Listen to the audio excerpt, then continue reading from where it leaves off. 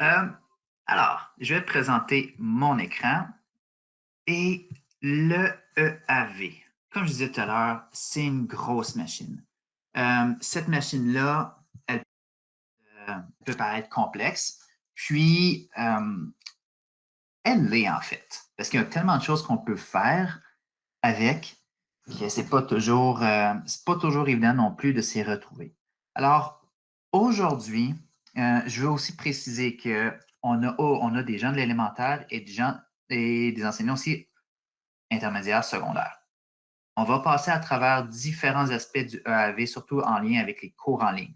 On a tous la possibilité d'avoir des cours. Euh, Soit dit en passant aussi, c'est qu'il y a un moment donné durant la session, un peu plus vers la demi de la session, où est-ce que je vais présenter des cours modulaires qui ont déjà du contenu dedans. Et ça, c'est vraiment pour intermédiaire et surtout secondaire. Alors, les gens de secondaire vont peut-être avoir un petit peu plus d'informations dans cette rencontre-là. Mais c'est une rencontre de base, un peu débutant. Alors, c'est important aussi pour ça à l'élémentaire, si vous voyez que ça vous touche, c'est quelque chose que vous voulez développer davantage, vous allez retrouver quelque chose pour vous. Puis, dans les semaines à venir aussi, il va y avoir d'autres sessions un petit peu plus poussées, plus avancées. Puis, ils vont être vraiment séparés pour élémentaire puis secondaire. Intermédiaire, je pense qu'on va les mettre aussi avec l'élémentaire. Euh, pour le simple fait à cause des cours en ligne. Alors, on va aller un petit peu plus loin dans les sessions à venir, mais ça, c'est une bonne base pour vous. Bon, j'ai dit que je parlais trop, hein, je suis déjà bien parti pour ça. Euh, EAV. La manière qu'on va fonctionner, il va y avoir peut-être trois étapes, comme sur trois blocs différents. Je vais parler comment trouver ses cours. Ensuite, comment aller ajouter, par exemple, du contenu dans son propre cours avec ce qu'on peut faire personnellement. Et ensuite, on s'en va dans un outil qui s'appelait le couteau suisse. Je ne me souviens plus comment il s'appelle maintenant, mais c'est comment aller faire de l'importation de différents contenus. Alors, on va y aller un peu avec trois étapes. Première étape, comment trouver son cours en ligne. Alors, présentement, je suis dans le EAV. Pour y avoir accès, vous pouvez passer par le SP3 où est-ce que vous allez avoir la tuile EAV. D'accord? Et pour trouver ces cours-là, présentement, qu'est-ce que vous avez devant vous? Ce sont différentes ressources, comme ressources SSA, il y a les cours du Cavelfo, qu'est-ce qu'est la plateforme Google et des évaluations aussi qu'on peut créer. Et un paquet de ressources dans le bas. Mais là, on ne voit pas de cours en soi. Et là, je parle aux enseignants qui enseignent qui enseignent à des élèves présentement. Vous avez déjà des cours qui sont déjà bâtis avec tous vos élèves qui sont inscrits à l'intérieur. Ça se fait automatiquement avec la base de données de Trillium. Pour ceux qui sont éducateurs, vous n'avez pas de cours attitrés à vous, mais un enseignant va pouvoir, si vous le désirez, va pouvoir vous partager leur cours. Je pense par exemple au maternel jardin avec les éducatrices, les éducateurs, que l'enseignant pourrait vous inviter et vous serez aussi un enseignant dans ce cours-là. Puis, où se trouvent ces cours? C'est dans la petite gaufre qui est juste ici. Quand je clique dessus, j'ai une longue liste qui apparaît. Moi, personnellement, j'ai pas de. Je suis au conseil. Ouais, c'est ça. Alors, j'ai pas de cours attitrés à moi. J'en ai quand même parce que je peux m'en créer personnellement. Puis, j'ai accès, comme tous les autres enseignants, aux cours maîtres. Vous allez voir des masters un peu partout. Ces cours-là, c'est des cours, puis là, on va en avoir un paquet ici, juste là. C'est des cours avec du contenu qui est déjà intégré à l'intérieur. C'est des cours qui ont été créés par le ministère de l'Éducation, puis le Centre Franco. Et qu'est-ce que vous voyez à côté? C'est les codes de cours. Alors, ceux au secondaire reconnaissent très bien les codes de cours. Alors, à l'élémentaire, on ne travaille pas avec des cotes comme ça. Alors, des fois, j'avais des questions des gens de l'élémentaire, mais c'est quoi tous ces cours-là? Eh bien, c'est justement ça. C'est des cours, puis on va en voir un ou peut-être un tout à l'heure. Oui, en fait. Pas peut-être, mais oui, on va en avoir un tout à l'heure. Puis vous allez voir à quoi ressemblent ces cours qui ont déjà été avec du contenu ajouté. Et bref.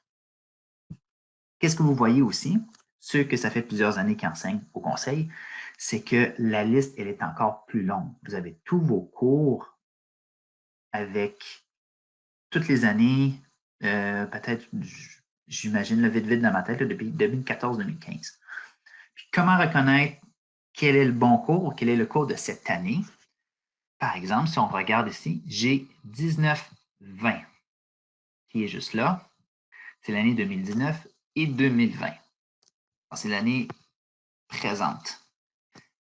Et on peut aussi les épingler pour qu'ils reviennent en haut. Alors, si on voit, là, j'en ai 3 qui sont en bleu. Alors, j'en ai 3 que j'ai décidé d'épingler quand je clique dessus et je déclique. Ils vont toujours être en haut de la liste.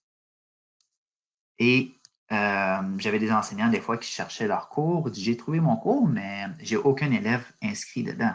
Vous m'avez dit qu'il y avait des élèves inscrits. Puis quand j'allais voir avec eux, mais je m'apercevais que c'était, par exemple, un 18-19. Alors, vous étiez dans les cours des années précédentes. Alors, c'est important d'aller dans nos cours actuels.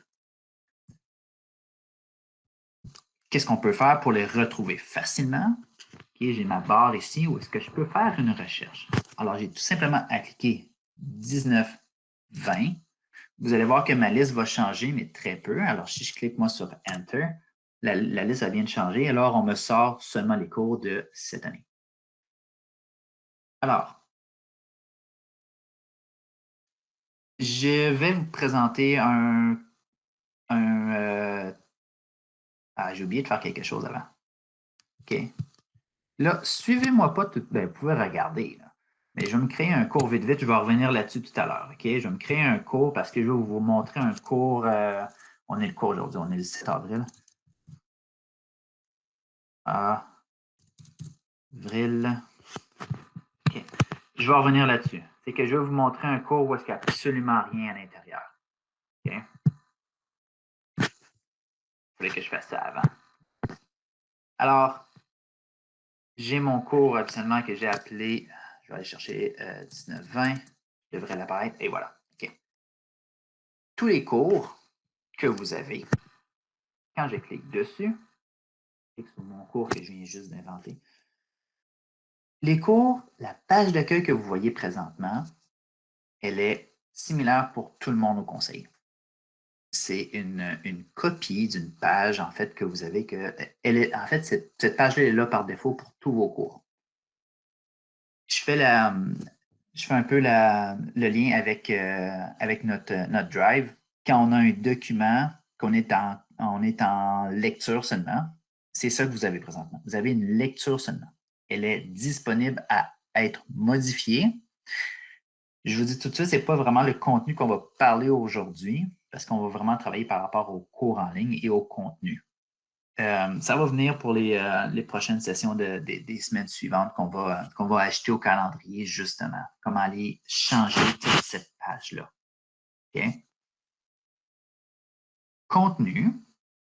Alors, lorsqu'on veut ajouter du contenu pour donner aux élèves pour des cours en ligne, c'est dans le contenu ici qu'on va l'ajouter. Par défaut, encore une fois, tous nos cours qui sont attitrés à nous, les enseignants, on n'a rien dedans. Présentement, c'est marqué bienvenue. Là. Ici, c'est complètement vide. Puis, dans quelques instants, je vais vous montrer comment ajouter du contenu. Je vais me tourner vers Catherine. Est-ce qu'il y a des questions dans le chat ou des choses que tu voudrais ajouter? Non, pas pour l'instant. Il y a quelqu'un qui n'entend plus. Donc, je ne sais pas s'il y a quelque chose de désactivé. Est-ce que tu peux voir comme Nathalie?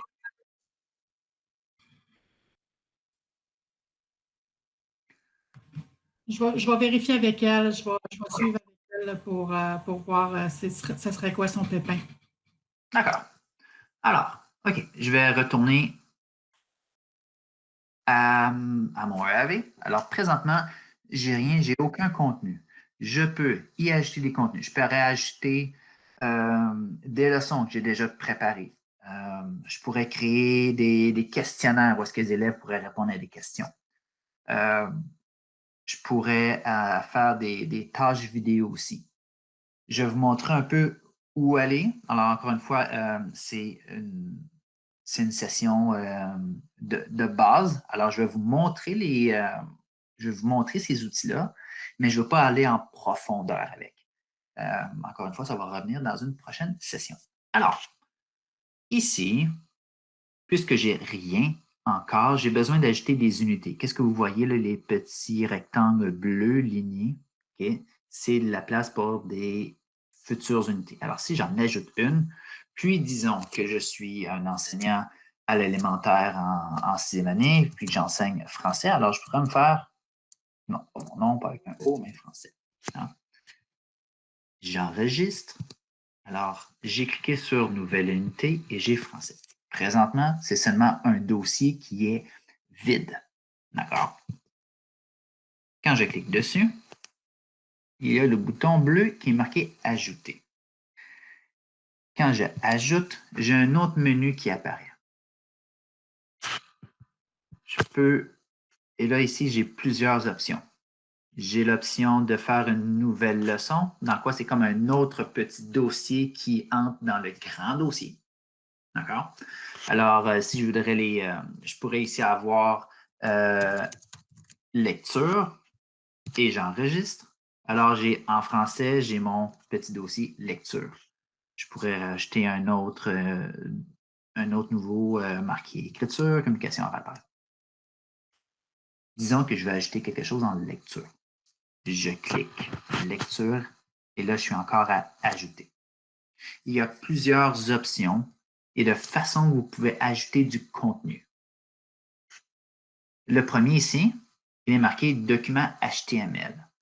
C'est un endroit où est-ce que on peut créer notre propre contenu puis faire une tâche de, je veux dire, disons, roman, je l'appelle roman, puis après ça, ici, j'explique une leçon de comment faire un résumé d'un roman, par exemple.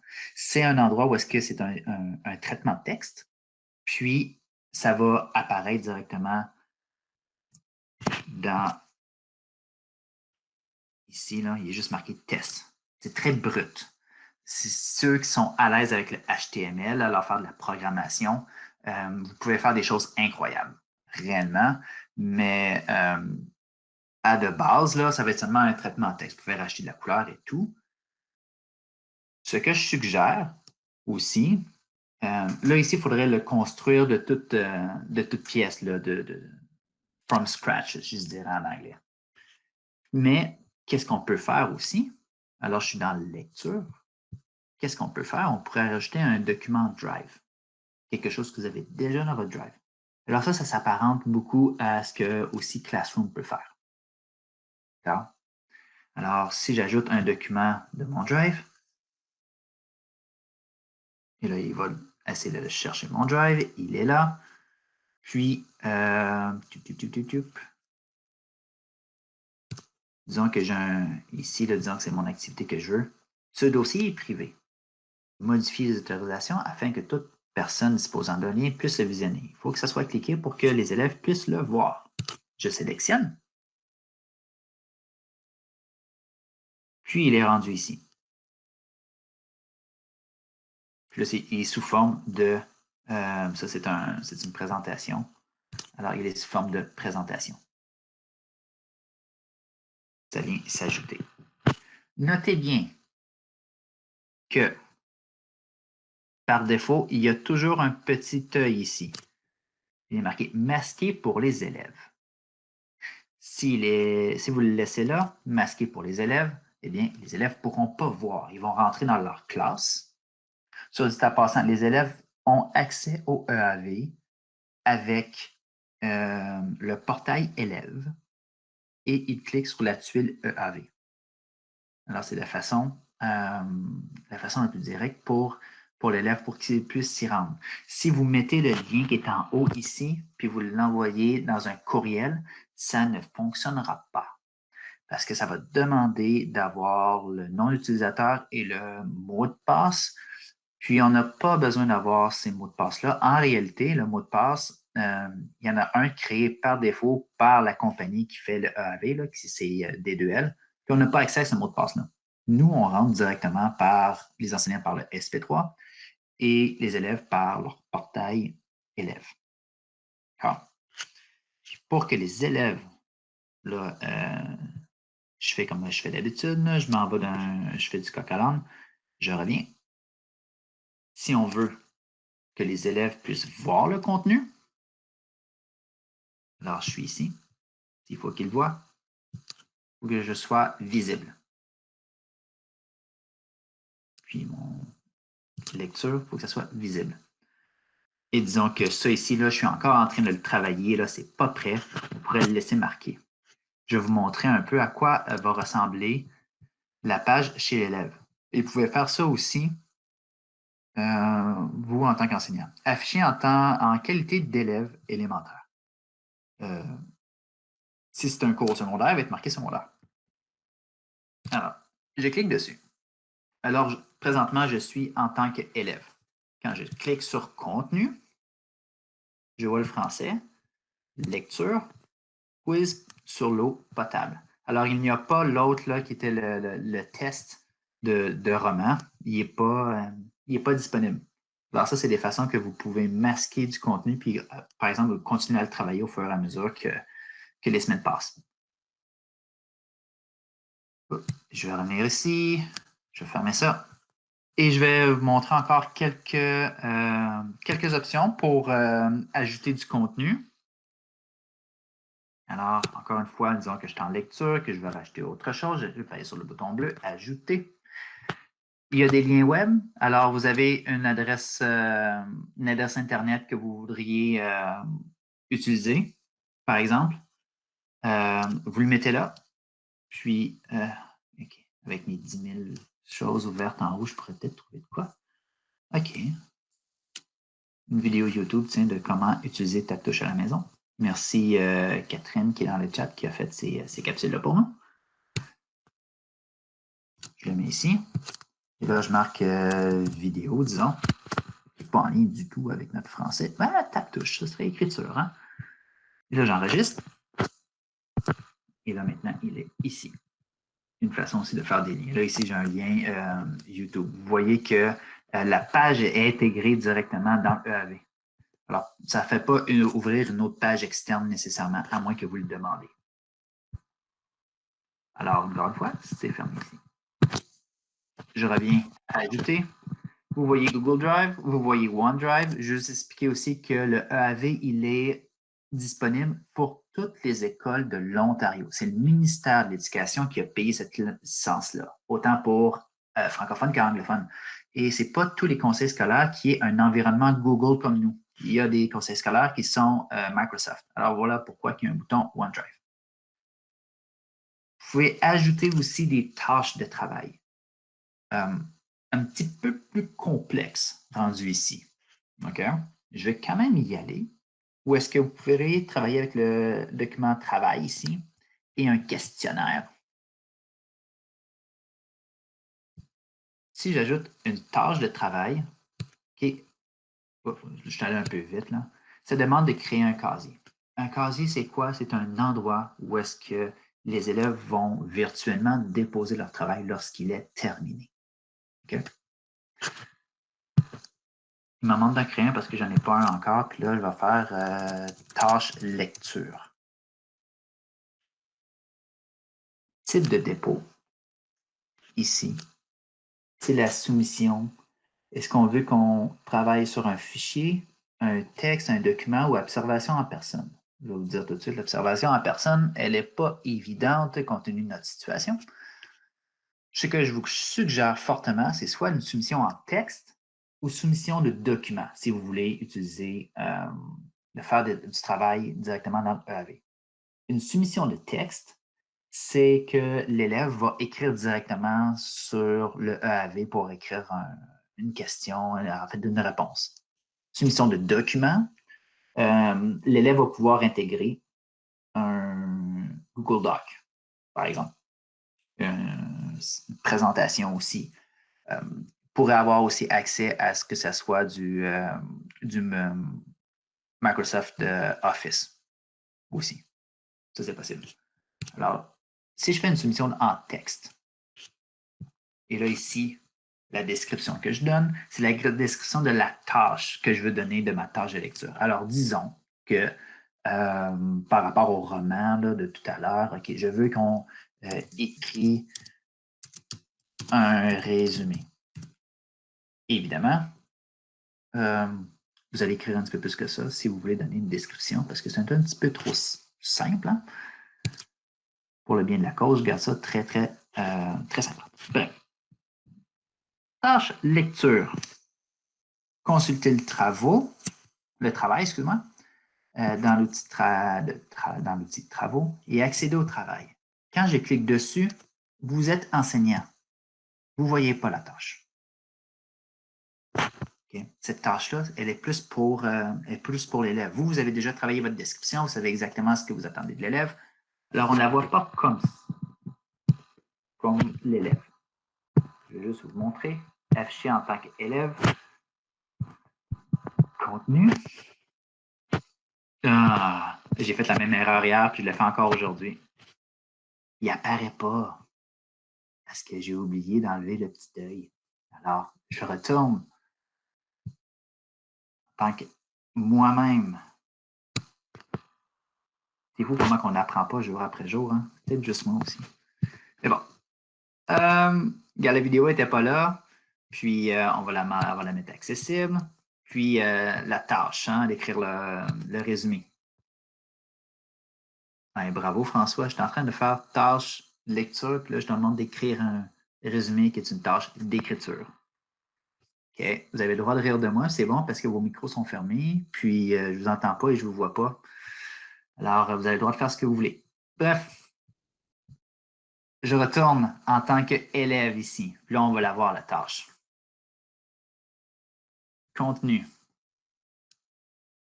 Peut-être pas pris assez de café un matin pour travailler comme il faut. Tâche lecture, elle est là maintenant. Quand je clique dessus, consulter le travail et accéder au travail. Ce que l'élève va voir, c'est cette page-là ici. Il a écrit le mode d'emploi, en fait, c'est la description. Écrire un résumé et soumettre, c'est soumettre en texte. Alors ici, il devrait avoir le texte à écrire. Si je suis en lecture, puis j'ai donné une tâche de lecture, par exemple, je pourrais écrire la question ici, puis je pourrais le soumettre là.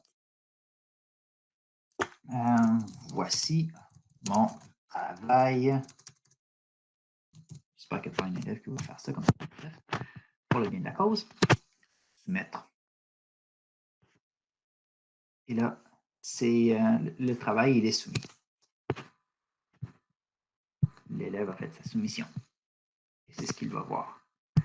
Nous, en tant qu'enseignants, là, on est un petit peu plus avancé aussi dans les outils. On ne la verra pas de cette façon-là. Là, je suis dans le contenu. Alors, la tâche n'a pas été envoyée dans le contenu en soi, mais elle a été envoyée dans un pigeonnier. Je ne me trompe pas. Je vais revenir en arrière là. OK, ouais. Alors, je suis au contenu. Tâche lecture. Et là, je suis dans évaluation ici. Dans évaluation, on a plusieurs choses. Il y a les questionnaires. Il y a des rubriques qui est une grille d'évaluation. Vous pouvez construire une grille d'évaluation. C'est très. L'outil est super bon. Puis, ce sera peut-être pour une autre journée. Alors, il y a différentes options ici. Et le pigeonnier, okay, c'est notre casier. Ça aurait été bien qu'ils mettent les mêmes mots, mais ce n'est pas le cas. Et là, vous voyez ici, tâche, lecture. Ah, OK. Je comprends pourquoi je ne la vois pas. Parce qu'en réalité, dans ma classe présentement, c'est vrai, j'ai pas d'élèves parce que je viens de créer une classe. Et c'était en format de test, qu'est-ce que je faisais afficher en tant qu'élève élémentaire, mais je n'étais pas un réel élève. Alors, on ne pouvait pas le faire. Et pas j'apprends, mais il faudrait que j'apprenne de mes erreurs parfois.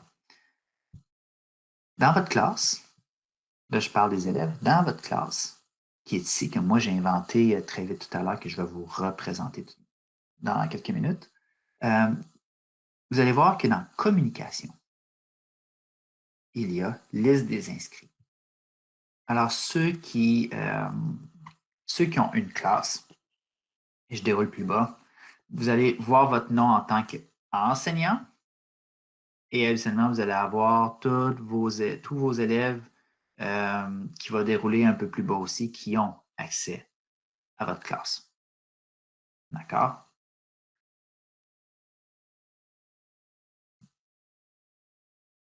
J'avais vu une question d'une personne aujourd'hui qui parlait de faire des cours dits virtuels. Là, je suis retourné dans mon contenu. Je vais vous présenter, ajouter qu'il est possible de faire des classes virtuelles aussi.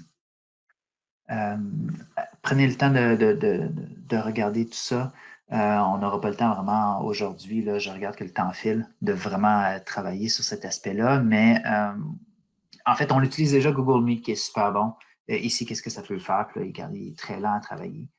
Ça pourrait faire la même chose, mais seulement à travers le AV, soit dit en passant. Je vais aller ensuite voir des cours en ligne qui touchent l'intermédiaire puis secondaire. Puis avant que j'aille là, est-ce qu'il y a des questions ou choses à ajouter, Catherine? François, pendant que je parle, peux-tu juste fermer le micro pour voir que ça a été un feedback? OK. Il y a quelqu'un qui demande si j'ai besoin, voyons, si on peut inscrire un élève à un cours.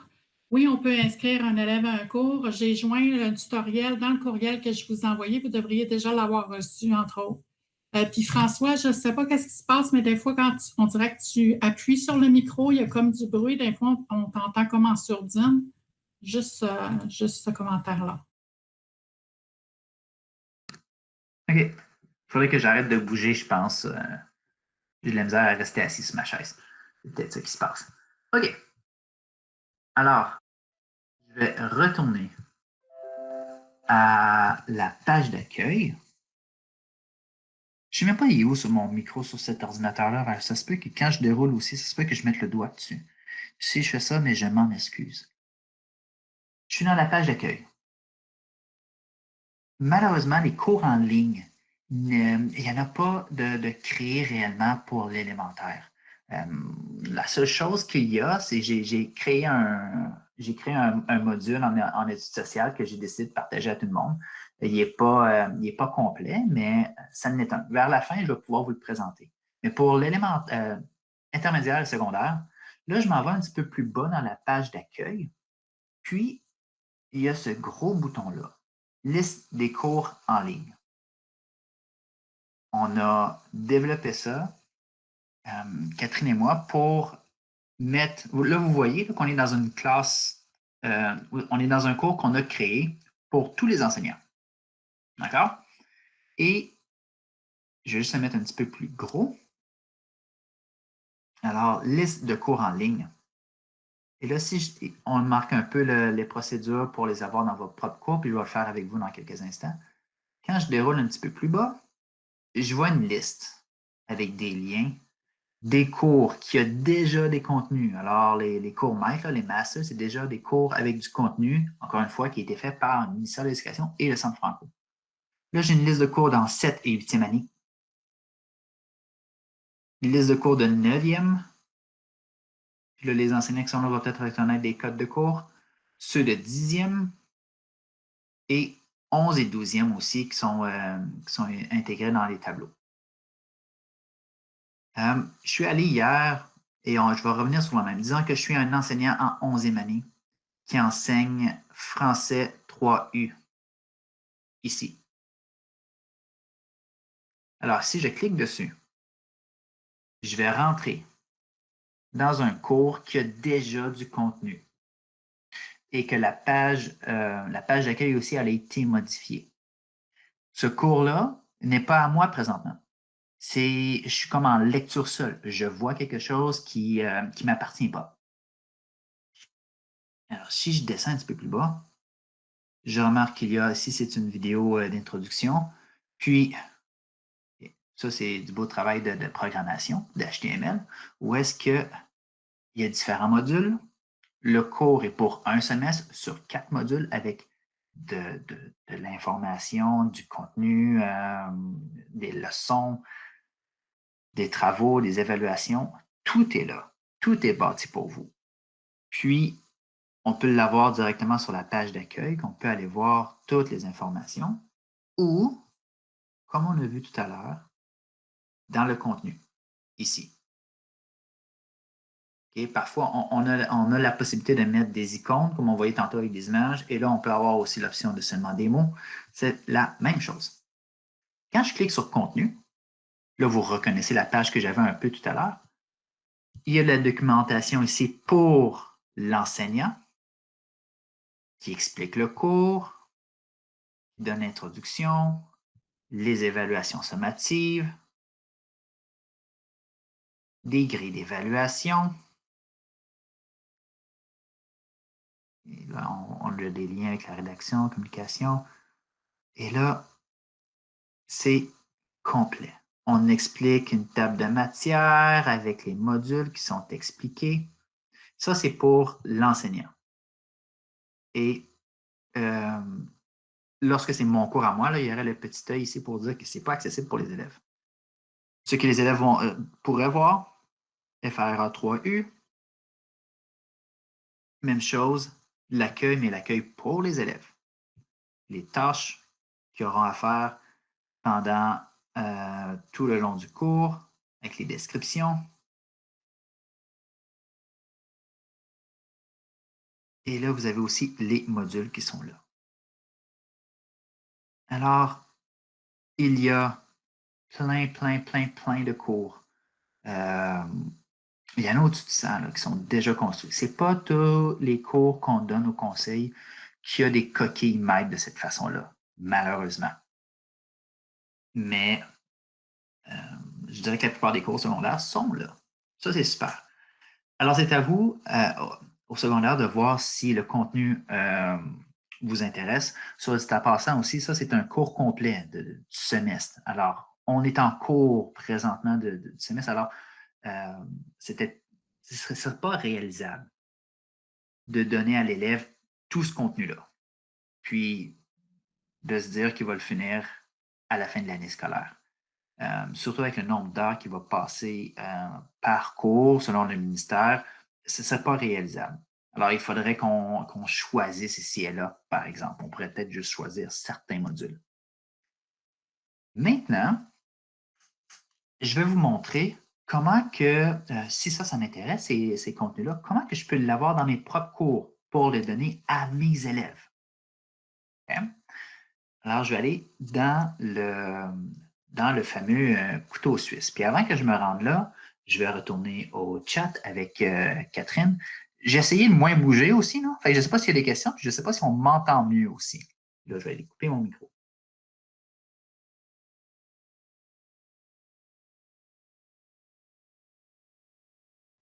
C'est bien, François, c'était vraiment fantastique. Tu as fait ça comme un grand.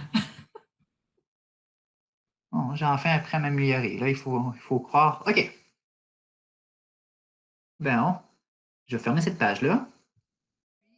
OK. Alors là, je suis dans la page des cours en ligne, mais ce n'est pas ici que je pourrais prendre l'information. Je ne peux pas faire un copier-coller, par exemple, du lien qui est là, puis de le mettre ailleurs. Ce n'est pas comme ça que ça fonctionne. Hein, si c'était si simple. Je retourne dans la page d'accueil. Puis, je vais aller un petit peu plus bas sur cette page-là. Pendant que je déroule tranquillement, ce que vous voyez présentement, c'est toutes des ressources qu'on pourrait utiliser aussi, puis que là, les élèves ont accès. Et ils ont une petite description et de comment se connecter aussi à chacun. Moi, je m'en vais un petit peu plus loin. Puis, je m'en viens à ce bouton bleu qui est là. Créer un cours, importer les contenus. Alors, le petit dessin ici, là, avec les flèches en haut et en bas, c'est notre couteau suisse parce qu'on peut faire plein de choses là-dedans, comme un couteau suisse. Alors, je clique dessus. Puis là, j'ai une page un peu différente. Je vais parler de deux choses en moins de 5 minutes. Aïe, aïe, aïe. Importer les contenus qu'on va faire, puis créer un cours ensuite. OK? Quelque chose que j'ai fait super vite tout à l'heure. On va parler de ces deux choses-là. Importer des contenus. Alors, je suis un enseignant en 11e année. J'ai vu le cours maître de 3U.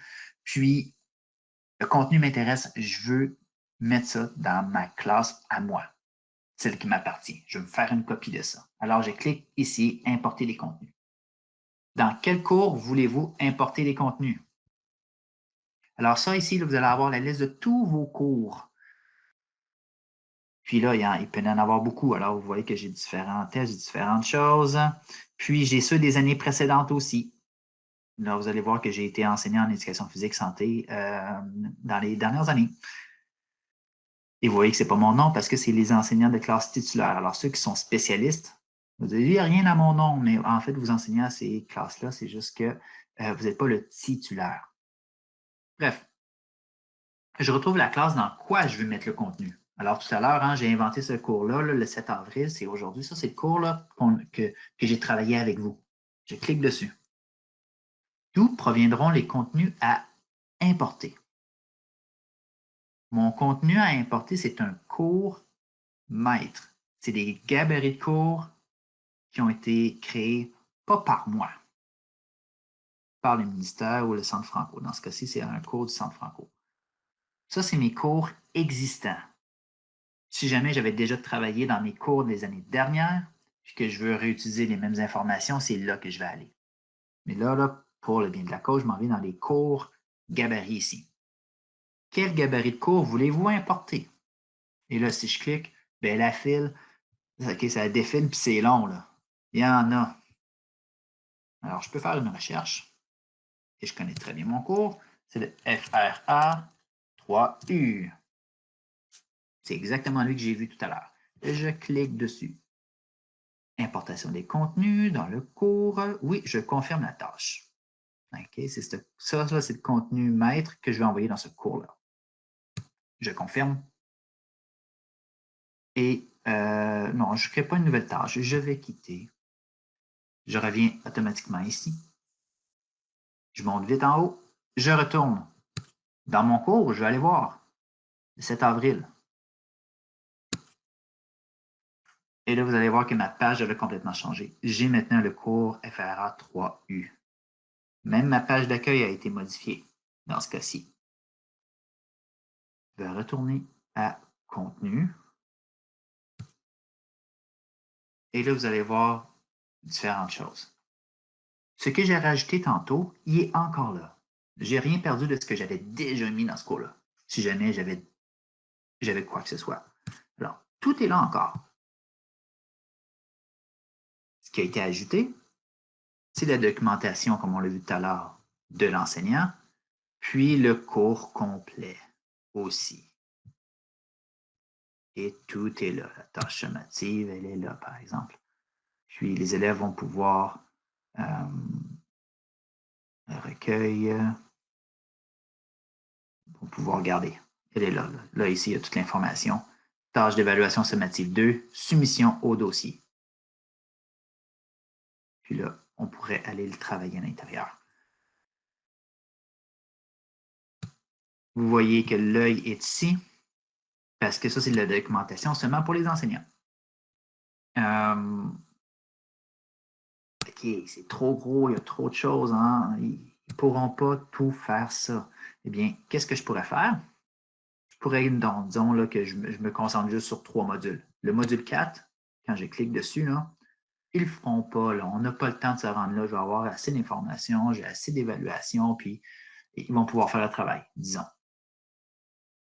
Et je ne vais pas ajouter. Là. Je vais aller sur mes 3 petits points ici.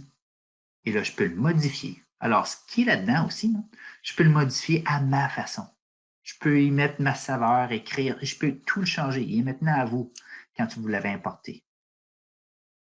pouvez le télécharger et vous pouvez aussi le supprimer. Je supprime le module 4. C'est un peu long parce qu'il y a beaucoup de stock dans le module 4, je pense. Et voilà. Alors, un coup c'est importé, c'est à vous. Alors, ça, c'était vraiment une partie beaucoup plus secondaire. Il y en a un peu à l'intermédiaire. Pour l'élémentaire, je sais que c'est très. Pas que c'est pauvre en contenu. Oui, en fait, c'est pauvre. Mais quelque chose que, si jamais ça vous intéresse, j'avais travaillé dernièrement sur un événement marquant du Canada, c'est en études sociales, parce que je sais que il faut aussi enseigner en études sociales et en sciences à l'élémentaire. C'est une demande du ministère, mais on n'a pas beaucoup de matériel. Eh bien, ça, c'est un cours en ligne que j'avais créé. L'idéal n'était pas de être fait complètement en ligne. Mais bref, il y a du contenu. Si jamais ça vous intéresse, c'est là pour vous. Bref, voilà. Hey, j'ai fini presque à 11h45. Est-ce que j'ai oublié quelque chose, Catherine? Est-ce qu'il y a des questions? J'ai une question ici. Donc, quelqu'un me demandait si le cours qui avait été créé le 7 avril, est-ce que les élèves vont quand même y avoir accès à partir du portail élève? Non. L'élève, vu que c'est un cours qui est créé par François, ce n'est pas un cours qui est lié avec Trillium, donc il doit inviter des élèves pour qu'ils aient accès. Les élèves, en se branchant sur le portail élève, n'auront pas systématiquement accès à ce cours-là. OK, si je peux, oui, c'est vrai, parce que là, j'ai oublié quelque chose. Si je descends en bas, créer un cours, importer les contenus, hein, j'ai dit que j'allais parler de deux choses. J'ai fait importer le contenu, mais si je suis un enseignant en EED, en enseignement ressources, ou un éducateur, puis je veux créer mon propre cours avec mon propre contenu qui n'est pas lié à Trium, parce que je n'enseigne pas exactement à des élèves, je vais créer un cours. C'est là tout à l'heure que j'ai fait mon 7 avril. C'est là ici que je vais créer un cours. Mais en faisant ce cours-là, je n'ai pas d'élèves. Qu'est-ce que vous devez faire pour ajouter des élèves? Ou des enseignants aussi. Vous voulez être deux enseignants qui ont le même contenu? Okay, c'est possible. Je vais retourner à mon 7 avril en soi. Puis, dans communication, là on le voit différemment, c'est écrit, il est marqué liste des inscrits. Alors, quand je vais dans mon cours puis je veux ajouter des élèves ou des enseignants, liste des inscrits au cours, je suis tout seul. Ajouter l'utilisateur, le bouton bleu. Un utilisateur existant, parce que les élèves et les enseignants sont déjà dans la base de données de l'EAV. On ne veut pas en créer un nouveau. Okay? Le fait d'en créer un nouveau, ça peut faire des problèmes. Ajouter un élève, un utilisateur existant. Moi, je connais très bien je m'en viens à ajouter un participant. J'ajoute un jeune garçon qui est mon fils, Zachary Bérubé. Je clique et je vais pouvoir ajouter Zachary. Je paye sur le ici là, pour le sélectionner. Okay, mon garçon a 4 ans, puis là, je suis dans un cours avec du contenu de 11e année. Je ne pense pas qu'il va être capable de le faire. Puis là, c'est important de sélectionner le bon rôle. Le rôle élève, dans ce cas-ci, ce serait un élève élémentaire. Si je suis un enseignant justement de français, là, 3U, je vais aller choisir élève secondaire. Je veux avoir un autre enseignant. OK, ce ne sera pas Zachary dans ce cas-ci, mais ça va être un enseignant, une collègue à moi. Je vais cliquer enseignant. Les enseignants, ça veut dire s'il y a plusieurs enseignants, il y a plusieurs personnes qui peuvent modifier toute la page. Alors, il a le même rôle que la personne qui a créé le cours. D'accord? Alors, c'est important de cliquer ici sur le bouton bleu pour le sélectionner. Le bon rôle et vous les inscrivez.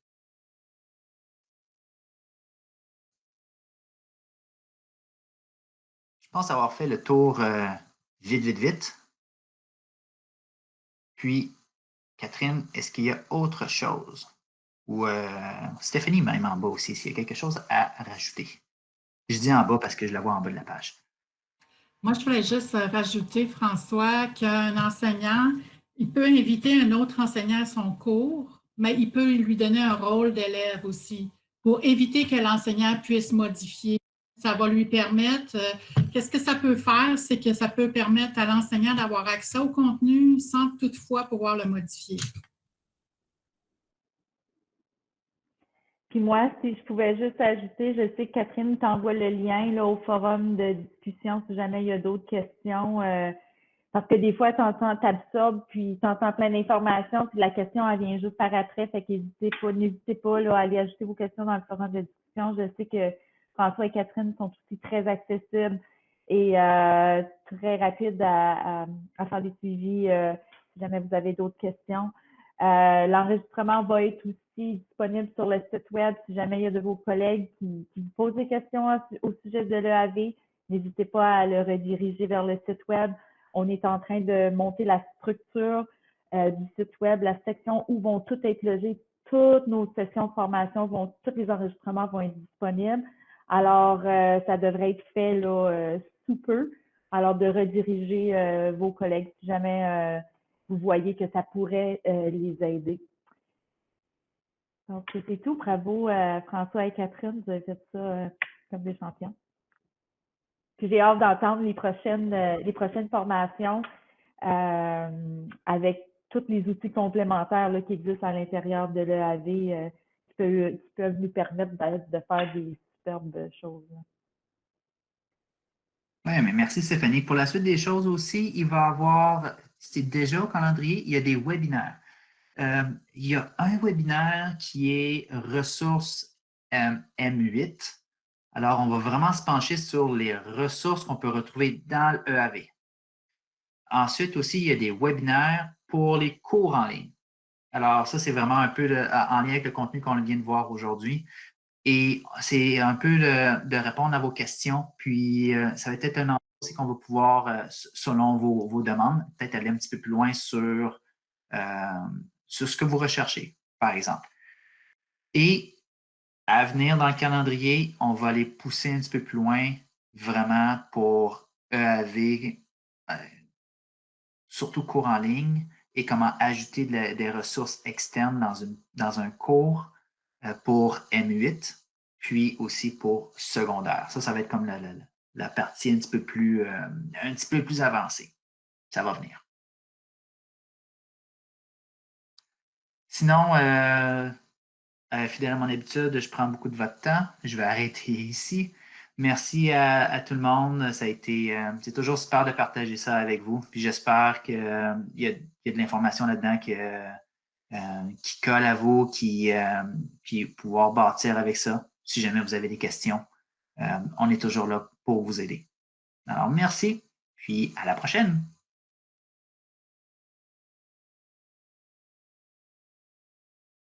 Je peux répondre, je viens de voir qu'une question là, déroulée vite vite sur les codes QR. On va avoir aussi une session sur le portfolio numérique. Alors, le portfolio numérique, c'est une petite composante sur l'immensité qu'est le EAV. Alors, comment aller rechercher des preuves d'apprentissage avec ce portfolio-là, on va en parler. Un petit peu plus complexe parce qu'on ne peut pas donner à la main les codes QR. J'ai vu que c'est cette question-là qui vient de dérouler. Mais on va en discuter dans une prochaine rencontre parce que je crois qu'un 45 minutes juste pour les preuves d'apprentissage, ce serait bénéfique.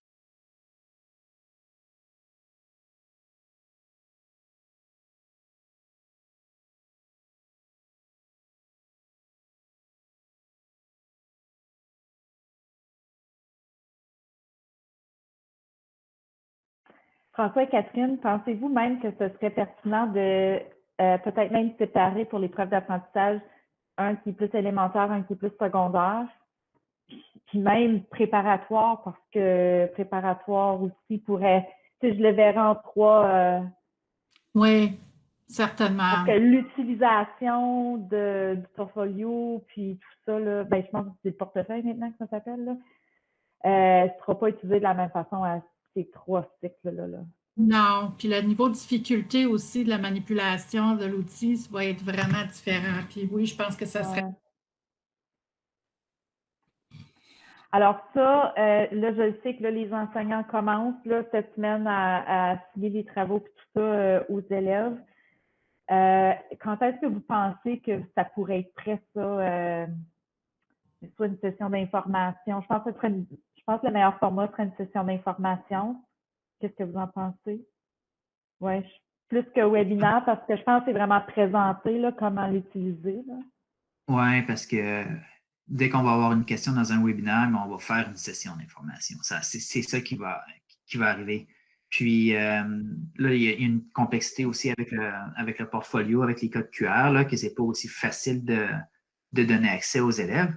On peut faire une capture d'écran, puis prendre les captures d'écran puis les envoyer aux élèves par courriel. Ça, c'est des procédures un peu complexes qu'il faudrait faire, qu'il faudrait expliquer. Fait que ça, ce serait en session d'information aussi. On peut le couper. Tu veux dire que l'élève n'a même pas accès à son portfolio sans le code QR? Il ne peut pas y accéder d'une autre façon?